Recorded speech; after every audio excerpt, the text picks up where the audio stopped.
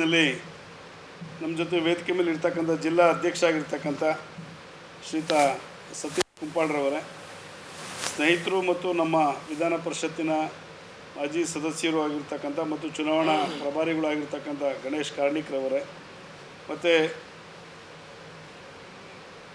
ಪ್ರಧಾನ ಕಾರ್ಯದರ್ಶಿಗಳಾದ ಪ್ರೇಮ್ ಶೆಟ್ಟಿರವರೇ, ನಿತಿನ್ ಕುಮಾರ್ ಅವರೇ, ವೇದಿಕೆ ಮೇಲೆ ಉಪಸ್ಥಿತ ಎಲ್ಲ ಪಕ್ಷದ ಹಿರಿಯರೇ, ಸಮೂಹ ಮಾಧ್ಯಮದ ಎಲ್ಲ ಸ್ನೇಹಿತರೆ,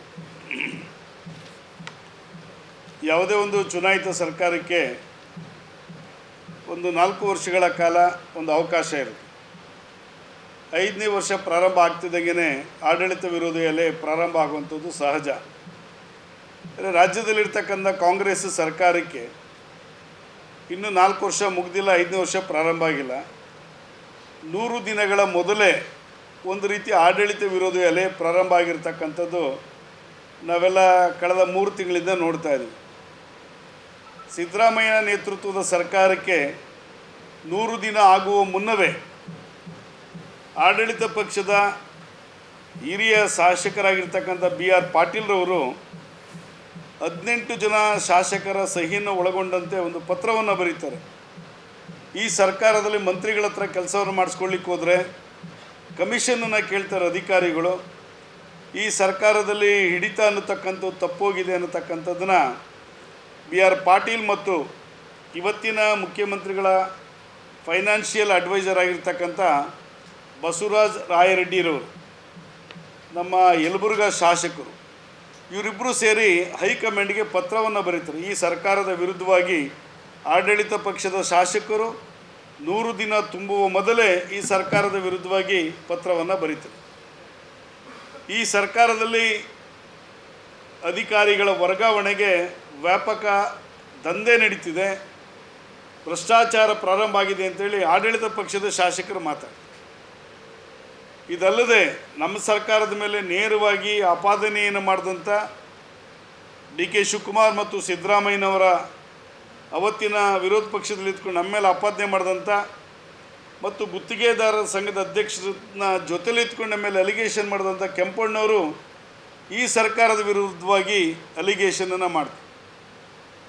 ಉಮಾಪತಿ ಅನ್ನತಕ್ಕಂಥ ಗುತ್ತಿಗೆದಾರರ ಸಂಘದ ಉಪಾಧ್ಯಕ್ಷ ಉಮಾಪತಿಯವರ ಮನೆಯಲ್ಲಿ 42 ಕೋಟಿ ಹಣ ಸಿಗುತ್ತೆ. ಈ ಸರ್ಕಾರದಲ್ಲಿ ಗುತ್ತಿಗೆದಾರರ ಸಂಘದ ಉಪಾಧ್ಯಕ್ಷ ಉಮಾಪತಿಯವರ ಮನೆಯಲ್ಲಿ 42 ಕೋಟಿ ಹಣ ಸಿಗುತ್ತೆ ತೆಲಂಗಾಣ ರಾಜ್ಯದ ಚುನಾವಣೆ ಸಂದರ್ಭದಲ್ಲಿ.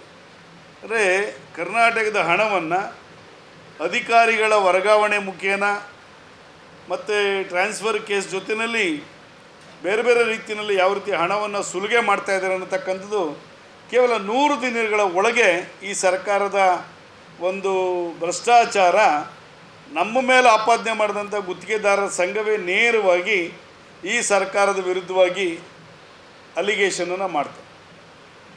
ಗುತ್ತಿಗೆದಾರ ಸಂಘದ ಅಧ್ಯಕ್ಷ ಕೆಂಪಣ್ಣನ ಹಿಡ್ಕೊಂಡು ಕೇಂದ್ರ ಸರ್ಕಾರಕ್ಕೆ ಪತ್ರವನ್ನು ಬರೆಸೋದು ನಮ್ಮ ಸರ್ಕಾರದ ವಿರುದ್ಧವಾಗಿ. ಇವತ್ತು ಅದೇ ಸಂಘ ಇವ್ರ ಮೇಲೆ ನೇರವಾಗಿ ಅಲಿಗೇಷನನ್ನು ಮಾಡ್ತಾಯಿದೆ. ಕಳೆದ 11 ತಿಂಗಳು ಸರ್ಕಾರ ಬಂದು ಇವತ್ತಿಗೆ ಇಲ್ಲಿಗೆ 11 ತಿಂಗಳಾಗಿದೆ. ಸಿದ್ದರಾಮಯ್ಯ 2 ವಿಷಯ ನಿರಂತರವಾಗಿ ಹೇಳ್ಕೊಂಬರ್ತಾರೆ. 2 ವಿಷಯ ಅವ್ರು ಮಾತಾಡ್ತಾ ಇರ್ತಾರೆ. ಒಂದು, ಈ ಸರ್ಕಾರದ 5 ಗ್ಯಾರಂಟಿಗಳ ಬಗ್ಗೆ ಮಾತಾಡ್ತಾರೆ. ಇಲ್ಲ ಅಂಥೇಳಿ ನರೇಂದ್ರ ಮೋದಿಯವರ ವಿರುದ್ಧವಾಗಿ ಹಾದಿ ಬೀದಿನಲ್ಲಿ ಮಾತಾಡ್ತಕ್ಕಂಥದ್ದು. ನಮಗೆ ಕೇಂದ್ರ ಸರ್ಕಾರದ ಸಹಕಾರ ಇಲ್ಲ, ನಮಗೆ ತೆರಿಗೆಯಲ್ಲಿ ಮೋಸ ಆಗ್ತಾಯಿದೆ ಕೇಂದ್ರದಿಂದ, ನಮ್ಮ ದುಡ್ಡು ಕೇಂದ್ರ ಸರ್ಕಾರ ಉತ್ತರ ರಾಜ್ಯಗಳಿಗೆ ಹಂಚುತ್ತಾ ಇದ್ದಾರೆ ಅನ್ನತಕ್ಕಂಥ ಹಸಿ ಸುಳ್ಳನ್ನು ಮೊನ್ನೆ ಸಿದ್ದರಾಮಯ್ಯನವರು ಅಲಿಗೇಷನ್ ಮಾಡ್ಕೊಂಡು ಬರ್ತಾಯಿದ್ರು. ಒಕ್ಕೂಟ ವ್ಯವಸ್ಥೆಯಲ್ಲಿ ಕೇಂದ್ರ ಸರ್ಕಾರದ ವ್ಯಾಪ್ತಿಯಲ್ಲಿ ಈಗಾಗಲೇ ಕೇಂದ್ರಾಡಳಿತ ಪ್ರದೇಶಗಳು 30 ರಾಜ್ಯಗಳಲ್ಲಿ ಕೇವಲ ಕರ್ನಾಟಕದಲ್ಲಿ ಮಾತ್ರ ಈ ರೀತಿ ಕೇಂದ್ರ ಸರ್ಕಾರದ ವಿರುದ್ಧವಾಗಿ ಒಂದು ಅಲಿಗೇಷನ್ ಮಾಡ್ತಕ್ಕಂಥ ಒಂದು ವ್ಯವಸ್ಥೆಯನ್ನು ಸಿದ್ದರಾಮಯ್ಯನವರು ಕೇಂದ್ರ ಸರ್ಕಾರದ ವಿರುದ್ಧವಾಗಿ ಮಾಡ್ಕೊಂಡು ಬರ್ತಾರೆ.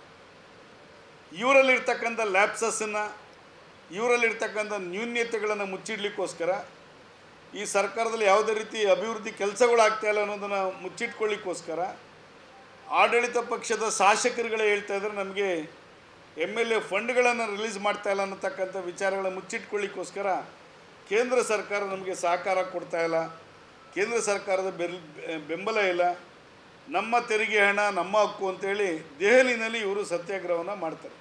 ಸರ್ಕಾರ ದುಡ್ಡಲ್ಲಿ ಖರ್ಚು ವೆಚ್ಚವನ್ನು ಮಾಡಿಕೊಂಡು ದೆಹಲಿನಲ್ಲಿ ಸತ್ಯಾಗ್ರಹವನ್ನು ಮಾಡ್ತಾರೆ. ಈಗಾಗಲೇ ಕಾಂಗ್ರೆಸ್ಸಿನ ವಿರೋಧ ಪಕ್ಷ ನಾಯಕರಾಗಿರ್ತಕ್ಕಂಥ ರಾಜ್ಯಸಭೆಯಲ್ಲಿ ಅಧೀರ್ ರಂಜನ್ ಚೌಧರಿ ಕರ್ನಾಟಕದ ಟ್ಯಾಕ್ಸ್ ಡೆವಲ್ಯೂಷನ್ಸ್ ಬಗ್ಗೆ, ಕರ್ನಾಟಕಕ್ಕೆ ಬರಬೇಕಾಗಿರ್ತಕ್ಕಂಥ ತೆರಿಗೆ ಹಣದ ಬಗ್ಗೆ, ಕರ್ನಾಟಕಕ್ಕೆ ಬರಬೇಕಾಗಿರ್ತಕ್ಕಂಥ ಪಾಲಿನ ಬಗ್ಗೆ, ಹಣದ ಪಾಲಿನ ಬಗ್ಗೆ ಪ್ರಶ್ನೆಯನ್ನು ಕೇಳಿ ಅಂಕಿ ಅಂಶಗಳ ಸಮೇತ ನಿರ್ಮಲಾ ಸೀತಾರಾಮನ್ ಉತ್ತರವನ್ನು ಕೊಟ್ಟಿದ್ದಾರೆ. ಕಳೆದ 2010ನಿಂದ 2004ರಿಂದ 2014ರವರೆಗೂ 83,000 ಕೋಟಿ ತೆರಿಗೆ ರೂಪದಲ್ಲಿ ಬಂದಿರತಕ್ಕಂಥದ್ದು. 2014ರಿಂದ 2024ರವರೆಗೂ 2,81,000 ಕೋಟಿ ಹಣ ಬಂದಿರತಕ್ಕಂಥದ್ದು. ಟ್ಯಾಕ್ಸ್ ಡೆವಲ್ಯೂಷನಲ್ಲಿ ಆನ್ಗೋಯಿಂಗ್ ಪ್ರಾಜೆಕ್ಟ್ಗಳ ಬಗ್ಗೆ ಎಷ್ಟು ಆ ಒಂದು ಅವಧಿನಲ್ಲಿ ಬಂದಿತ್ತು, ಮನಮೋಹನ್ ಸಿಂಗ್ರ ಅವಧಿನಲ್ಲಿ, ನಮ್ಮ ಅವಧಿನಲ್ಲಿ ಎಷ್ಟು ಬಂದಿತ್ತು ಅನ್ನೋಂಥದ್ದನ್ನು ಮಲ್ಲಿಕಾರ್ಜುನ್ ಖರ್ಗೆ ಮತ್ತು ಅಧೀರ್ ರಂಜನ್ ಚೌಧರಿ ಅವರಿಗೆ ನೇರವಾಗಿ ಉತ್ತರವನ್ನು ಕೊಟ್ಟಿದ್ದರು. ಇಷ್ಟು ಕೊಟ್ಟಿದ್ದರೂ ಸಹ ಕೃಷ್ಣ ಬೈರೇಗೌಡರು GST ಮೀಟಿಂಗಿಗೆ ಅಟೆಂಡ್ ಮಾಡ್ತಾರೆ ಕರ್ನಾಟಕದ ರೆಪ್ರೆಸೆಂಟೇಟಿವ್ ಆಗಿ. ಸಿದ್ದರಾಮಯ್ಯನವರು ನೀತಿ ಆಯೋಗದ ಮುಖ್ಯಮಂತ್ರಿಗಳಾಗಿ ನೀತಿ ಆಯೋಗದ ಸಭೆಗೆ ಹೋಗೋದಿಲ್ಲ. ಆದರೆ ಹಾದಿ ಬೀದಿನಲ್ಲಿ ಕೇಂದ್ರ ಸರ್ಕಾರ ನಮಗೆ ಮಲತಾಯಿ ಧೋರಣೆಯನ್ನು ಮಾಡ್ತಾಯಿದ್ದಾರೆ ಅಂತೇಳಿ ಕನ್ನಡದ ಅಸ್ಮಿತೆಯನ್ನು ತಂದು ಹಿಂದಿ ವಿಚಾರಗಳನ್ನು ಮುಂದೆ ಇಟ್ಕೊಂಡು ಕೇಂದ್ರ ಸರ್ಕಾರವನ್ನು ಟೀಕೆ ಮಾಡುವಂಥದ್ದು ಸಿದ್ದರಾಮಯ್ಯನವರ ಒಂದು ನಿರಂತರ ಚಾಳಿಯಾಗಿದೆ. ಈಗ ರಾಷ್ಟ್ರೀಯ ಚುನಾವಣೆಗಳು ಪ್ರಾರಂಭ ಆಗಿದೆ, ಲೋಕಸಭೆ ಚುನಾವಣೆ ಪ್ರಾರಂಭ ಆಗಿದೆ. ಲೋಕಸಭೆ ಚುನಾವಣೆಯಲ್ಲಿ ಕಾಂಗ್ರೆಸ್ ಮೊನ್ನೆ ಅವರ ಒಂದು ನ್ಯಾಯಪಥ ಅಂತೇಳಿ ಒಂದು ಮ್ಯಾನಿಫೆಸ್ಟೋವನ್ನು ಬಿಡುಗಡೆ ಮಾಡಿ, ಅವ್ರ ಮ್ಯಾನಿಫೆಸ್ಟೋನಲ್ಲಿ ಕೇಳ್ತಿರೋರು ನಮ್ಮ ಒಂದು ಅವಕಾಶ ಕೊಟ್ಟರೆ ನಾವು ಉತ್ತಮವಾದ ಆಡಳಿತವನ್ನು ಕೊಡ್ತೀವಿ, ದೇಶದಲ್ಲಿ ಬದಲಾವಣೆಯನ್ನು ತರ್ತೀವಿ ಅನ್ನತಕ್ಕಂಥದ್ದನ್ನು ಅವರ ಮ್ಯಾನಿಫೆಸ್ಟೋನಲ್ಲಿ ಹಾಕಿದೆ. 147 ವರ್ಷ ಇತಿಹಾಸ ಇರತಕ್ಕಂಥ ಕಾಂಗ್ರೆಸ್ ಪಾರ್ಟಿ, ಸುಮಾರು 5 ದಶಕಗಳ ಕಾಲ ನಿರಂತರವಾಗಿ ಅಧಿಕಾರವನ್ನು ನಡೆಸಿರ್ತಕ್ಕಂಥ ಕಾಂಗ್ರೆಸ್ ಪಾರ್ಟಿ ಒಂದು ಅವಕಾಶ ಕೊಟ್ಟರೆ ಬದಲಾವಣೆ ತರ್ತೀವಿ ಅಂತ ಹೇಳ್ತಾರೆ. ಈ ಕೊಟ್ಟಿರ್ತಕ್ಕಂಥ ಅವಕಾಶದಲ್ಲಿ ಯಾಕೆ ಬದಲಾವಣೆಯನ್ನು ತರಲಿಲ್ಲ ಅನ್ನತಕ್ಕಂಥದ್ದನ್ನು ಹೇಳಬೇಕು. ಇವ್ರು ಬಿಡುಗಡೆ ಮಾಡಿರ್ತಕ್ಕಂಥ ಮ್ಯಾನಿಫೆಸ್ಟೋ ಇಂಡಿ ಒಕ್ಕೂಟದ ಮ್ಯಾನಿಫೆಸ್ಟೋನೋ ಅಥವಾ ಕಾಂಗ್ರೆಸ್ಸಿನ ಮ್ಯಾನಿಫೆಸ್ಟೋನೋ ಅನ್ನತಕ್ಕಂಥ ಸ್ಪಷ್ಟೀಕರಣವನ್ನು ಕೊಡಬೇಕು. ಕಾಂಗ್ರೆಸ್ಸಿನ ಮ್ಯಾನಿಫೆಸ್ಟೋ ಆದರೆ ನೀವು ಸಮ ಪ್ರಮಾಣದಲ್ಲಿ ಚುನಾವಣೆಗೆ ಸ್ಪರ್ಧೆ ಮಾಡೇ ಇಲ್ಲ. ನಿಮಗೆಲ್ಲ ಅಲ್ಲಿ ಇಲ್ಲಿ TMC ಮತ್ತು ಬೇರೆ ಬೇರೆ ಪಾರ್ಟಿಯವರು SP BSP ಅವರು ಏನಾರು ಒಂಚೂರು ಬಿಟ್ಕೊಟ್ರೆ ಅಲ್ಲಲ್ಲಿ ನಿಮ್ಮ ಸೀಟ್ಗಳು, ನೀವು 150-200 ಸೀಟ್ ಕ್ರಾಸ್ ಆಗೋದೇ ಇಲ್ಲ. ನೀವು ಚುನಾವಣಾ ಮ್ಯಾನಿಫೆಸ್ಟೋನಲ್ಲಿ ನೀವು ಆಗದೇ ಇರತಕ್ಕಂಥ ವಿಚಾರಗಳನ್ನು ಮುಂದೆ ಇಟ್ಕೊಂಡು ಜನತೆ ಮುಂದೆ ಇಲ್ಲಿ ರಾಜ್ಯದಲ್ಲಿ ಗ್ಯಾರಂಟಿಗಳನ್ನು ಘೋಷಣೆ ಮಾಡಿದಂಗೆ ಕೇಂದ್ರದ ಘೋಷಣೆ ಮಾಡಲಿಕ್ಕೆ ಹೋಗ್ತೀರಾ. ಈ ಘೋಷಣೆ ಮಾಡಿರ್ತಕ್ಕಂಥ ಈ ನಿಮ್ಮ ಮ್ಯಾನಿಫೆಸ್ಟೋ ಇರ್ತಕ್ಕಂಥದ್ದು ಕಾಂಗ್ರೆಸ್ಸಿನ ಮ್ಯಾನಿಫೆಸ್ಟೋ. ಹಾಗಿದ್ಮೇಲೆ ನೀವು ಎಷ್ಟು ಸೀಟಿಗೆ ಚುನಾವಣೆಗೆ ನಿಲ್ತೀರಾ? ನಿಮ್ಗೆ ಅಧಿಕಾರಕ್ಕೆ ಬರೋಕ್ಕೆ ಅವಕಾಶನೇ ಇಲ್ಲ. ನೀವು ಸುಮ್ಮನೆ ಸುಳ್ಳು ಘೋಷಣೆಗಳನ್ನು ನೀವು ಮ್ಯಾನಿಫೆಸ್ಟೋದಲ್ಲಿ ಘೋಷಣೆ ಮಾಡಿದ್ದೀರ. ನಿಮ್ಮ ನಿಲುವೇನು ಅನ್ನತಕ್ಕಂಥದ್ದನ್ನು ಹೇಳಬೇಕು. ಪ್ರತಿ ಮಹಿಳೆಗೆ 1 ಲಕ್ಷ ಕೊಡ್ತೀವಿ ಅಂತ ಹೇಳ್ತಾರೆ. ಪ್ರತಿ ಮಹಿಳೆಗೆ ದೇಶದಲ್ಲಿರ್ತಕ್ಕಂಥ ಒಂದು ಕುಟುಂಬದ ಮಹಿಳೆಗೆ 1 ಲಕ್ಷ ಘೋಷಣೆ ಮಾಡಿ. ಈಗಾಗಲೇ ಕೇಂದ್ರ ಸರ್ಕಾರ ನರೇಂದ್ರ ಮೋದಿಯವರು 80 ಕೋಟಿ ಜನತೆಗೆ ಹಸಿವು ನೀಗಿಸ್ತಕ್ಕಂಥ ಒಂದು ಆಹಾರ ಭದ್ರತೆ ಕಾಯ್ದೆ ಅಡಿಯಲ್ಲಿ ಫುಡ್ಡನ್ನು ಅಂದರೆ ರೇಷನನ್ನು ವಿತರಣೆ ಮಾಡ್ತಾ ಇರ್ತಕ್ಕಂಥ ನಾವೆಲ್ಲ ನೋಡಿ. ಸುಮಾರು 80 ಕೋಟಿ ಜನತೆಗೆ 75 ಲಕ್ಷ ಮೆಟ್ರಿಕ್ ಟನ್ ಆಹಾರವನ್ನು ವಿತರಣೆ ಮಾಡ್ತಾ ಇರ್ತಕ್ಕಂಥ ನೀವು 80 ಕೋಟಿ ಜನ ಅಂತಲೂ ಸರಿ ಸುಮಾರು 28ರಿಂದ 30 ಕೋಟಿ ಸಂಖ್ಯೆ ಮಹಿಳೆಯರು ಬರ್ತಾರೆ. ಒಂದು ಕುಟುಂಬ ಅಂದರೆ 20ರಿಂದ 30 ಕೋಟಿ ಕುಟುಂಬ ಬರುತ್ತೆ. 28ರಿಂದ 30 ಕೋಟಿ ಕುಟುಂಬಕ್ಕೆ ನೀವು 1 ಲಕ್ಷ ಅಂತ ಹಾಕ್ಕೊಂಡ್ರು ನೀವು ಸುಮಾರು 25ರಿಂದ 30 ಲಕ್ಷ ಕೋಟಿ ಮಹಿಳೆಯರು ಕೊಡೋದಕ್ಕೆ ದುಡ್ಡು ಬೇಕು. ಕೇಂದ್ರ ಸರ್ಕಾರದ ಬಡ್ಜೆಟ್ಟೇ 40 ಲಕ್ಷ ಕೋಟಿ. ನೀವು ದುಡ್ಡು ಎಲ್ಲಿಂದ ತರ್ತೀರಾ? ದುಡ್ಡನ್ನು ಹೊಂದಾಣಿಕೆ ಎಲ್ಲಿ ಮಾಡ್ಕೊಳ್ತೀರಾ? ನೀವು ಹೇಗೆ ದುಡ್ಡನ್ನು ವಿತರಣೆಯನ್ನು ಮಾಡ್ತೀರಾ? ನಿಮ್ಮ ಹಣದ ಮೂಲ ಯಾವುದು ಅನ್ನತಕ್ಕಂಥದ್ದು ವಿವರಣೆ ಕೊಡಬೇಕಲ್ಲ. ಇದರಲ್ಲಿ ಸುಮ್ಮನೆ ಮ್ಯಾನಿಫೆಸ್ಟೋದಲ್ಲಿ 5 ಗ್ಯಾರಂಟಿ ರಾಜ್ಯದಲ್ಲಿ ಆಯಿತು ಅಂದಂಗೆ ಎಲ್ಲ ಕಡೆ ಆಗುತ್ತೆ ಅನ್ನೋ ರೀತಿಯಲ್ಲಿ ಒಂದು ಭ್ರಮೆಯಲ್ಲಿ ಈ ಮ್ಯಾನಿಫೆಸ್ಟೋವನ್ನು ವಿತರಣೆಯನ್ನು ಮೊನ್ನೆ ಮ್ಯಾನಿಫೆಸ್ಟೋನ ಬಿಡುಗಡೆ ಮಾಡಿ. ಇವತ್ತು ಈ ಮ್ಯಾನಿಫೆಸ್ಟೋವನ್ನು ನೋಡುವಂಥ ಸಂದರ್ಭದಲ್ಲಿ ಇದು ಕಾಂಗ್ರೆಸ್ಸಿನ ಮ್ಯಾನಿಫೆಸ್ಟೋನೋ ಅಥವಾ ಈ ಹಿಂದೆ ದೇಶ ವಿಭಜನೆ ಆದಂಥ ಸಂದರ್ಭದಲ್ಲಿ ಮುಸ್ಲಿಂ ಲೀಗ್ ಅಂತ ಒಂದು ಪಾರ್ಟಿ, ಅವತ್ತು ಮುಸ್ಲಿಂ ಲೀಗ್ ತನ್ನ ಚುನಾವಣಾ ಪ್ರಣಾಳಿಕೆಯಲ್ಲಿ ಹಾಕಿತ್ತು. ಈ ಕಾಂಗ್ರೆಸ್ ಒಂದು ರೀತಿ ನ್ಯೂ ಮುಸ್ಲಿಂ ಲೀಗ್ ಪಾರ್ಟಿ ಅನ್ನೋ ರೀತಿಯಲ್ಲಿ ಆಗೋಗ್ಬಿಟ್ಟಿದೆ. 1936ರಲ್ಲಿ ಮುಸ್ಲಿಂ ಒಂದು ಘೋಷಣೆಯನ್ನು ಮಾಡಿತ್ತು. Muslim League will protect the sharia personal law of Muslims ಅಂತ 1936ರಲ್ಲಿ ಮುಸ್ಲಿಂ ಘೋಷಣೆ ಮಾಡಿ. 2024ರಲ್ಲಿ ಕಾಂಗ್ರೆಸ್ ಅದೇ ರೀತಿ ಘೋಷಣೆ ಮಾಡಿದೆ. Congress will ensure minorities personal loss ಅಂತ ಇವತ್ತಿನ ಮ್ಯಾನಿಫೆಸ್ಟೋನಲ್ಲಿ ಹಾಕಿದೆ. 1936ರ ಮುಸ್ಲಿಂ ಲೀಗಿನ ಮ್ಯಾನಿಫೆಸ್ಟೋ, ಇವತ್ತಿನ ಕಾಂಗ್ರೆಸ್ಸಿನ ಮುಸ್ಲಿಂ ಲೀಗ್ ಒಂದೇ ರೀತಿ ಮ್ಯಾನಿಫೆಸ್ಟೋನಲ್ಲಿ ಹಾಕಿದೆ. ಇನ್ನೊಂದು ಘೋಷಣೆಯನ್ನು ಮಾಡಿದರು, Muslim League will fight against majoritarianism ಅನ್ನತಕ್ಕಂಥದ್ದು. ಯಾವ ರೀತಿ ಅವತ್ತು ಮುಸ್ಲಿಂ ಲೀಗ್ ಹಾಕಿತ್ತು ಅದೇ ರೀತಿ ಇವತ್ತು ಹಾಕಿದ್ದಾರೆ. There is no place for the majoritarianism in India ಅನ್ನತಕ್ಕಂಥ ಇವತ್ತಿನ ಕಾಂಗ್ರೆಸ್ ಹಾಕಿರ್ತಾರೆ. ಇನ್ನೊಂದು ವರ್ಡ್ ಅವತ್ತು ಹಾಕಿದ್ದು, we will fight for the special scholarship and jobs for Muslims ಅಂತ. ಇವತ್ತು ಕಾಂಗ್ರೆಸ್ ಏನು ಹಾಕಿದೆ, we will ensure scholarship for Muslim students to study abroad ಅನ್ನತಕ್ಕಂಥ ಇವತ್ತಿನ ಕಾಂಗ್ರೆಸ್ ಮ್ಯಾನಿಫೆಸ್ಟೋ.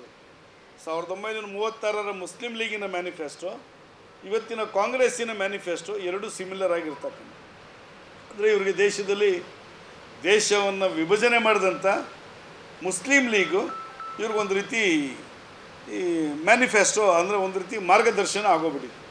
ಇವತ್ತು ತುಷ್ಟೀಕರಣ, ಅಪೀಸ್ಮೆಂಟು, ಈ ರೀತಿ ದೇಶವನ್ನು ವಿಭಜನೆ ಮಾಡ್ತಕ್ಕಂಥ ರೀತಿ ನೀತಿಗಳಿಗೆ ಉತ್ತೇಜನ ಕೊಡ್ತಕ್ಕಂಥದ್ದು, ಆರ್ಟಿಕಲ್ 370 ರದ್ದು ಮಾಡ್ತೀನಿ ಅನ್ನತಕ್ಕಂಥದ್ದು, ತ್ರಿವಳಿ ತಲಾಖನ್ನು ವಾಪಸ್ ತರ್ತೀನಿ ಅನ್ನತಕ್ಕಂಥದ್ದು, ಇದು ಕಾಂಗ್ರೆಸ್ಸಿನ ಮ್ಯಾನಿಫೆಸ್ಟೋ ಆಗಿದೆ. ಇದು ಕಾಂಗ್ರೆಸ್ಸಿನ ತುಷ್ಟೀಕರಣ ನೀತಿಯಾಗಿದೆ. ಈ ನಿಟ್ಟಿನಲ್ಲಿ ಇವತ್ತು ಕಳೆದ 50 ವರ್ಷದಲ್ಲಿ ಆಗದಿರ್ತಕ್ಕಂಥ ಅಭಿವೃದ್ಧಿ ಚಟುವಟಿಕೆಗಳು ಇವತ್ತು ದೇಶದಲ್ಲಿ ಆಗ್ತಾ ಇರ್ತಕ್ಕಂಥ ನಾವು ನೋಡ್ತೀವಿ. ಸಣ್ಣ ಉದಾಹರಣೆಯನ್ನು ನಾನು ಕೊಡ್ತೀನಿ.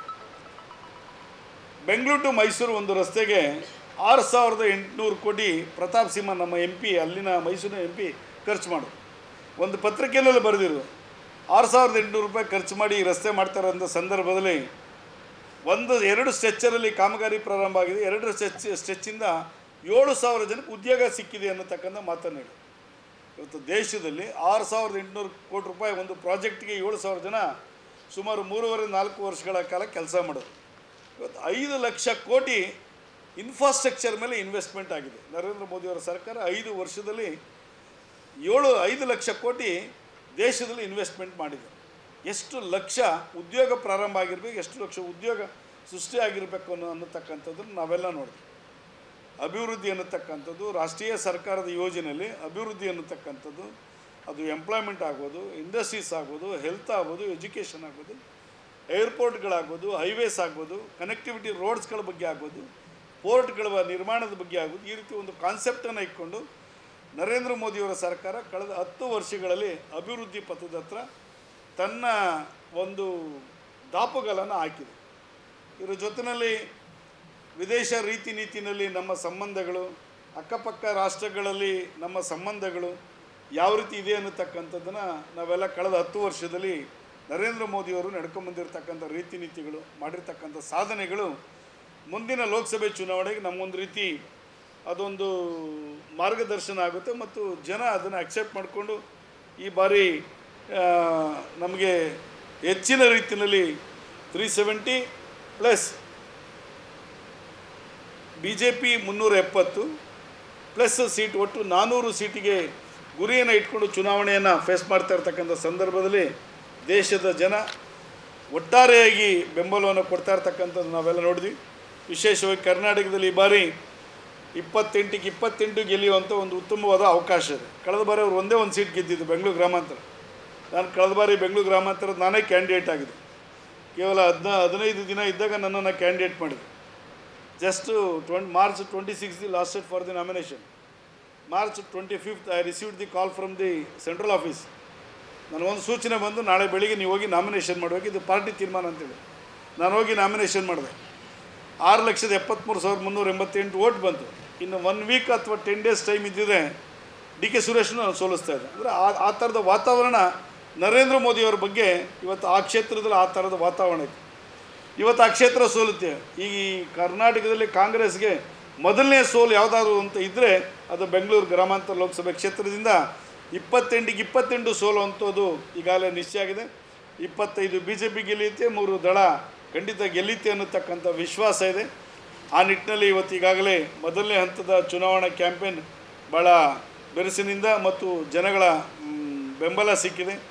ಈ ನಿಟ್ಟಿನಲ್ಲಿ ಇವತ್ತು ಎಲ್ಲ ಕಡೆಯೂ ರಾಜ್ಯ ಸರ್ಕಾರದ ವೈಫಲ್ಯಗಳು ಮತ್ತು ಕೇಂದ್ರ ಸರ್ಕಾರ ಮಾಡಿರ್ತಕ್ಕಂಥ ಸಾಧನೆಗಳ ಬಗ್ಗೆ ಜನತೆ ಮಧ್ಯೆ ವಿಚಾರಗಳನ್ನು ತಿಳಿಸ್ಬೇಕು ಅನ್ನೋ ದೃಷ್ಟಿಯಿಂದ ಈ ಒಂದು ಪತ್ರಿಕಾಗೋಷ್ಠಿ. ಇವತ್ತು ಇಲ್ಲಿ ಮಾತಾಡಲಿಕ್ಕೆ ಅವಕಾಶ ಮಾಡಿಕೊಟ್ಟಂಥ ನಮ್ಮ ದಕ್ಷಿಣ ಕನ್ನಡದ ಎಲ್ಲ ಜಿಲ್ಲಾ ಪದಾಧಿಕಾರಿಗಳಿಗೆ ಮತ್ತು ಮಾಧ್ಯಮಗೋಷ್ಠಿಯರಿಗೆ ಧನ್ಯವಾದಗಳನ್ನು ಹೇಳ್ತೀನಿ. ಮತ್ತು ಇಲ್ಲಿನ ನಮ್ಮ ದಕ್ಷಿಣ ಕನ್ನಡದ ಅಭ್ಯರ್ಥಿಗಳಾಗಿ ದೇಶದ ಮಾಜಿ ಸೈನಿಕರು, ನಮ್ಮ ರಾಜ್ಯದ ಕಾರ್ಯದರ್ಶಿಗಳಾಗಿ ಕೆಲಸ ಮಾಡ್ತಾ ಇರ್ತಕ್ಕಂಥ ಕ್ಯಾಪ್ಟನ್ ಬ್ರಿಜೇಶ್ ಚೌಟಾರ್ ಅವರು ಸಹ ಇಲ್ಲಿನ ಅಭ್ಯರ್ಥಿಗಳಾಗಿ ನಿಂತಿದ್ದಾರೆ. ಇಲ್ಲಿನ ಬೆಂಬಲ ಅವರಿಗೆ ತಮ್ಮೆಲ್ಲರ ಸಹಕಾರ ಮತ್ತು ಬೆಂಬಲ ಕೊಡಬೇಕು ಅನ್ನತಕ್ಕಂಥದ್ದು ಮತ್ತು ಜೊತೆಯಲ್ಲಿ ಉಡುಪಿ ಮತ್ತು ಚಿಕ್ಕಮಗಳೂರು ಇದಕ್ಕೆ ಹೊಂದಿಕೊಂಡಂತೆ ಇರ್ತಾರೆ. ಶ್ರೀಮತಿ ಸುಮಲತಾ ಅವರು ಅಲ್ಲಿನ ಅಲ್ಲಿನ ಸಂಸದರು, ಮಂಡ್ಯದ ಹಾಲಿ ಸಂಸದರು. ಕಳೆದ ಬಾರಿ ನಮ್ಮ ಬೆಂಬಲ ಅವರಿಗೆ ಸಹಕಾರವನ್ನು ಕೊಟ್ಟು ನಾವು ನಿಂತಿದ್ದು 27 ಸೀಟು, 27ರಲ್ಲಿ 25 ಗೆದ್ವಿ ನಾವು. ಅವರು ಸುಮಲತಾ ಅವರು ನಮ್ಮ ಬೆಂಬಲದಿಂದ ಅವರು ಗೆದ್ದಿರಲಿ. ಈಗ ಅವರು ತೀರ್ಮಾನ ಮಾಡಿ ಹೇಳಿದ್ದಾರೆ, ನಾನು ಯಾವುದೇ ಕಾರಣಕ್ಕೂ ಇಂಡಿಪೆಂಡೆಂಟ್ ಆಗಲಿ ಯಾವುದೇ ಪಾರ್ಟಿಗೆ ಹೋಗೋದಿಲ್ಲ, ನಾನು BJPಗೆ ಜಾಯ್ನ್ ಆಗೋದು ಅಂತೇಳಿ ಮೊನ್ನೆ ಅಧಿಕೃತವಾಗಿ ಪಕ್ಷಕ್ಕೆ ಜಾಯ್ನ್ ಆಗಿ ಮೆಂಬರ್ಶಿಪ್ಪನ್ನು ತೆಗೆದುಕೊಂಡಿದ್ದಾರೆ.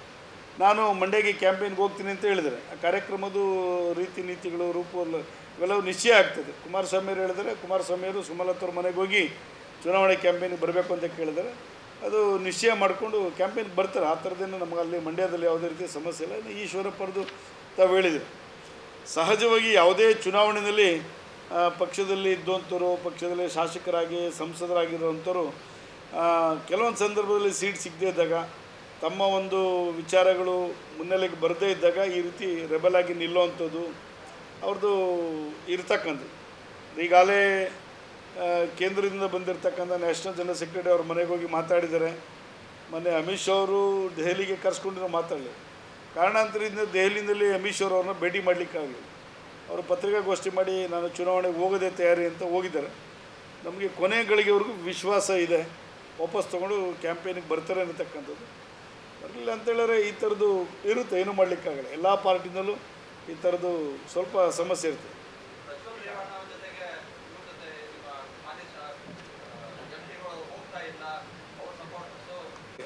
ಮೋದಿಯವರು ಈ ದೇಶದ ಪ್ರಧಾನಮಂತ್ರಿ ಆಗಲೇಬೇಕು, ನಾವು ಕಮಲ ನೋಡಿ ಕೆಲಸ ಮಾಡ್ತೀವಿ, ಅದು ವ್ಯಕ್ತಿ ನೋಡಿ ಕೆಲಸ ಮಾಡಲ್ಲ ಅಂತ ಅವ್ರು ಕ್ಲಿಯರಾಗಿ ಹೇಳಿದ್ದಾರೆ. ಅಲ್ಲಿಗೆ ಅರ್ಥ ಏನು, ನಮ್ಮ ಬೆಂಬಲ ಇದ್ದೇ ಇದೆ, ನಾನು ಕೆಲಸ ಮಾಡ್ತೀನಿ ಅನ್ನತಕ್ಕಂಥ ನಿಟ್ಟಿನಲ್ಲಿ ಅವರು ಒಪ್ಕೊಂಡಿದ್ದಾರೆ, ಕೆಲಸ ಮಾಡ್ತಾರೆ, ಆಗುತ್ತೆ, ಅದ್ರದ್ದು ಯಾವುದೇ ರೀತಿ ಸಮಸ್ಯೆ ಇಲ್ಲ. ಅಲ್ಲಿ ಒಂದು ಈಗ ಏರ್ಪೋರ್ಟ್ಗಳು, ಆರ್ಬಾರ್ಗಳು, ಹೈವೇಸ್ಗಳು ಪ್ರಾರಂಭದ ಬ್ರಿಟಿಷರ ಕಾಲದಿಂದನೂ ಇತ್ತು, ಅದನ್ನು ಕಂಟಿನ್ಯೂ ಸ್ವತಂತ್ರ ಬಂದ ನಂತರ ಅದನ್ನು ಕಂಟಿನ್ಯೂ ಆಗಿದೆ. ರೈಲ್ವೇಸ್ ಆಗ್ಬೋದು, ಏರ್ಪೋರ್ಟ್ಸ್ಗಳಾಗ್ಬೋದು, ಆರ್ಬಾರ್ಗಳಾಗ್ಬೋದು, ಅದನ್ನು ಅಪ್ಗ್ರೇಡ್ ಮಾಡ್ತಕ್ಕಂಥದ್ದನ್ನು ಇವೆಲ್ಲವೂ BJP ಸರ್ಕಾರ ಬಂದಮೇಲೆ ಅದನ್ನು ಹೆಚ್ಚಿನ ಪ್ರಮಾಣದಲ್ಲಿ ಆಗುವಂಥದ್ದನ್ನು ಮಾಡ್ಕೊಂಬಂದಿರೋದು. ಸೀಬರ್ಡ್ ನೌಕಾನೆಲೆ ಯಾರು ತೆಗೆದುಕೊಂಬಂದಿದ್ದು, ಆ ಸೀಬರ್ಡ್ ನೌಕಾನೆಲೆ ಉತ್ತರ ಕನ್ನಡ ಇರ್ಬೋದು, ಆದರೆ ಎಲ್ಲ ಕಡೆಯೂ ಮಾಡಲಿಕ್ಕೆ ಆಗೋದಿಲ್ಲ. ಅಲ್ಲ, ನಾನು ಹೇಳ್ತಾ ಇರೋದು ಕೆಲವೊಂದು ಪ್ರಾಜೆಕ್ಟ್ಗಳನ್ನು ಎಲ್ಲ ಕಡೆಯೂ ಮಾಡಲಿಕ್ಕಲ್ಲ. ಟರ್ಮಿನಲ್ 2 ಬೆಂಗಳೂರಲ್ಲಿ ಆಯಿತು, ಮಂಗಳೂರಿನಲ್ಲಿ ಟರ್ಮಿನಲ್ 2 ಮಾಡುವಂಥ ಅವಕಾಶ ಭಾಳ ಕಡಿಮೆ ಇದೆ ಇಲ್ಲಿನ ಬೆಟ್ಟಗುಡ್ಡ ಪ್ರದೇಶದಲ್ಲಿ. ಇಲ್ಲಿ ಒಂದು ಏರ್ಪೋರ್ಟ್ ಆಗಿದೆ, ಇನ್ನೊಂದು ಏರ್ಪೋರ್ಟ್ ಮಾಡುವಂಥದ್ದಕ್ಕೆ ಫೀಸಿಬಿಲಿಟಿ ಇದ್ದರೆ ಡಿಪೆಂಡ್ ಅಪಾನ್ ಫ್ಲೈಟು ಬರೋದು ಹೋಗೋದ್ರ ಮೇಲೆ ಅದು ಮಾಡಲಿಕ್ಕೆ ಸಾಧ್ಯ ಇರ್ತದೆ. ಇಲ್ಲಿ ಹೈವೇ ರೋಡ್ಗಳು, ಫ್ಲೈಓವರ್ಸ್ಗಳು, ಬ್ರಿಡ್ಜಸ್ಗಳು, ರೈಲ್ವೆಗೆ ಆಗಬೇಕಾಗಿರ್ತಕ್ಕಂಥ ಸಾಕಷ್ಟು ಕೆಲಸಗಳಾಗಿದೆ. ನೀವು ಹೇಳ್ದಂಗೆ ಇರ್ಬೋದು, ನಿಮ್ಮ ಏರ್ಪೋರ್ಟ್ 30 ವರ್ಷದಿಂದ ಆಗಿತ್ತು, 20 ವರ್ಷದಿಂದ ಆಗಿತ್ತು ಅಂತ ಇರ್ಬೋದು. ಅದನ್ನು ಅಪ್ಗ್ರೇಡ್ ಮಾಡುವಂಥ ಕೆಲಸಗಳು, ರೈಲ್ವೆ ಸ್ಟೇಷನ್ಗಳನ್ನು, ರೈಲ್ವೆಗಳನ್ನು, ಇವತ್ತು ಒಂದೇ ಭಾರತ ಟ್ರೈನ್ಗಳನ್ನು ಕೆಲವೊಂದು ಜಿಲ್ಲೆಗಳಿಗೆ ಅದು ಫೀಸಿಬಿಲಿಟಿ ಇಲ್ಲ, ಆದರೆ ಕೆಲವೊಂದು ಕಡೆ ಅಭಿವೃದ್ಧಿ ಆಗಿದೆ, ಕನೆಕ್ಟಿವಿಟಿ ಸಿಕ್ಕಿದೆ. ಮಂಗಳೂರು ಬೆಂಗಳೂರಿಗೆ ಇವತ್ತು ಕನೆಕ್ಟಿವಿಟಿ ಎಷ್ಟು ಚೆನ್ನಾಗಾಗಿದೆ. ಮಂಗಳೂರಿಗೆ ಪರ್ಟಿಕ್ಯುಲರಾಗಿ ಕೆಲವೊಂದು ಈಗ MRP ಅವತ್ತಿನ ಕಾಲದಲ್ಲಿ ಪ್ರಾರಂಭ ಆಗಿರ್ಬೋದು, ಆದರೆ MRP ಮತ್ತೊಂದು ಮಾಡಲಿಕ್ಕೆ ಆಗೋದಿಲ್ಲ. Which one? ಅಲ್ಲ, ಅದು ನೀವು ಲೋಕಲ್ ಹೇಳ್ಬೇಕು ಅಂತ. ಅದನ್ನೇ ನಾನು ದಕ್ಷಿಣ ಕನ್ನಡದನೇ ಅಲ್ಲೇ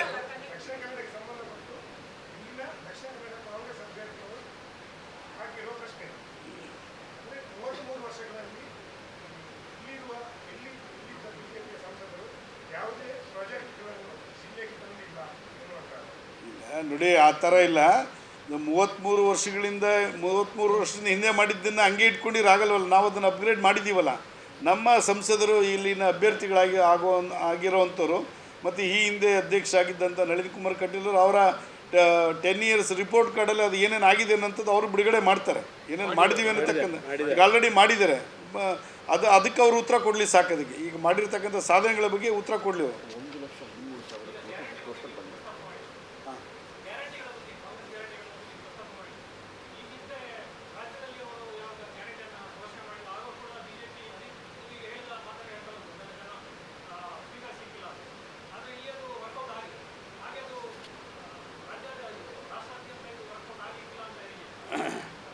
ನೋಡಿ, ಗ್ಯಾರಂಟಿಗಳ ಬಗ್ಗೆ ನಮ್ಗೆ ವಿರೋಧ ಇಲ್ಲ. ಗ್ಯಾರಂಟಿಗಳನ್ನು ಇಂಪ್ಲಿಮೆಂಟ್ ಮಾಡಲಿ, ಮಾಡೋವಂಥದ್ದನ್ನ ಸಿಸ್ಟಮಾಗಿ ಮಾಡಬೇಕು. 10 ಕೆ ಜಿ ಅಕ್ಕಿ ಕೊಡ್ತೀನಿ, 10 ಕೆ ಜಿ ಅಕ್ಕಿ ಕೊಟ್ರಾ? ಎಲ್ಲಿ ಕೊಟ್ಟಿದ್ರು 10 ಕೆ ಜಿ ಅಕ್ಕಿ? 10 ಕೆ ಜಿ ಅಕ್ಕಿ ಕೊಟ್ಟಿಲ್ಲ. 5 ಕೆ ಜಿ ಅಕ್ಕಿ ಮೋದಿಯವರು ಸೇರಿಸ್ಕೊಂಡು ಅಂತ ಅವ್ರೇನು ಯಾವತ್ತೂ ಹೇಳಿಲ್ಲ. ಕೇಂದ್ರ ಸರ್ಕಾರದ 5 ಕೆ ಜಿ ಅಕ್ಕಿ, ನಾವು 5 ಕೆ ಜಿ ಅಂತ ಎಲ್ಲೂ ಹೇಳಿಲ್ಲ. ಅವರು 10 ಕೆ ಜಿ ಅಕ್ಕಿ ಕೊಡ್ತೀವಿ ಅಂತ ಹೇಳೋರು. ಕೇಂದ್ರ ಸರ್ಕಾರದ ಅಕ್ಕಿ ಕಂಟಿನ್ಯೂಟಿ ಇದೆ. ಅವ್ರು 10 ಕೆ ಜಿ ಅಕ್ಕಿ ಅವ್ರು ಕೊಡಲಿಲ್ಲ. ಕೇವಲ 5 ಕೆ ಜಿ ಅಕ್ಕಿಗೆ ಹಣವನ್ನು ಹಾಕ್ತಾಯಿದ್ದಾರೆ. ನೀವು 200 ಯೂನಿಟ್ ಉಚಿತ ವಿದ್ಯುತ್ತು ಅಂತ ಹೇಳೋದು, ಎಷ್ಟು ಯೂನಿಟ್ ಕೊಡ್ತಾಯಿದ್ರು ಉಚಿತ ವಿದ್ಯುತ್ತು? ಎಷ್ಟು ಯೂನಿಟ್ ಕೊಡ್ತಾರೆ? 200 ಯೂನಿಟ್ ಕೊಟ್ಟರೆ ಅವರು ಇನ್ನೂ ಕೊಡಲಿಲ್ಲ. ಅವರು 80 ಯೂನಿಟ್ ಹೋದರು, 100 ಯೂನಿಟ್ ಹೋದರು, ಮುಗಿಸಿದ್ರು. ಮತ್ತು ಜೊತೆಗೆ ನೀವು ಬಿಲ್ಲನ್ನು ಜಾಸ್ತಿ ಮಾಡೋರಲ್ಲ, ವಿದ್ಯುತ್ ಬಿಲ್ಲನ್ನು ಜಾಸ್ತಿ ಮಾಡಿ ಇಲ್ಲಿ ಉಚಿತ ಕೊಡ್ತೀವಿ ಅಂತ ಹೇಳೋರು. ಏನು ಕಡೆ ವಿದ್ಯುತ್ ಬಿಲ್ಲನ್ನು ಜಾಸ್ತಿ ಮಾಡಿ ಒಂದು ವರ್ಗಕ್ಕೆ ಉಚಿತ ಕೊಟ್ಟರು. ನಮ್ಮ ಸರ್ಕಾರದಾಗ 75 ಯೂನಿಟ್ ಆಲ್ರೆಡಿ ನಾವು ಫ್ರೀ ಕೊಡ್ತಾಯಿತ್ತು ನಮ್ಮ ಸರ್ಕಾರ ಇದ್ದಾಗ.